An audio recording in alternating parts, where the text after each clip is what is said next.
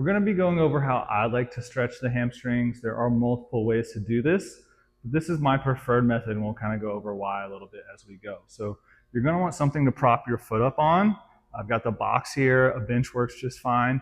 Generally, the taller it is, the more intense the stretch is going to be. The lower it is, the easier it's going to be. But you can find the appropriate intensity with an item of any height. It's just going to change how far you have to move to find that stretch. So what we're going to do is we're going to place our foot up on the box. I like to have something to hold on to so that balance isn't an issue. And then from here, we're going to unlock the knee. And what that's going to do for us is it's going to put some slack into the sciatic nerve, which is generally what we feel when we get into a hamstring stretch with the knee locked out. So we want to focus on the muscle for this stretch and not the nerve. There's a time and a place for that. So unlocking the knee, just a little bit of bend, and then we're done. From here, we're going to keep the chest up, and we're going to think about going forward. We're trying to keep the back relatively flat, and we should feel that much more in the hamstring as opposed to back behind the knee, which we might get if we're stretching the sciatic nerve. So once we get into this, typically we'll hold for 90 to 120 seconds.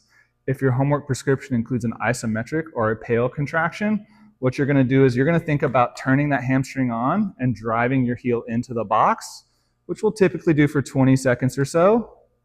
From an outside observer, nothing should move, but you will feel a lot more intensity. And then when you relax, you're going to try and go a little bit further into the stretch. Okay? So if I were to have something taller, all right, exact same position, and now I'm just not able to lean forward quite as much. So it's the exact same setup, exact same stretch. It just changes the movement a little.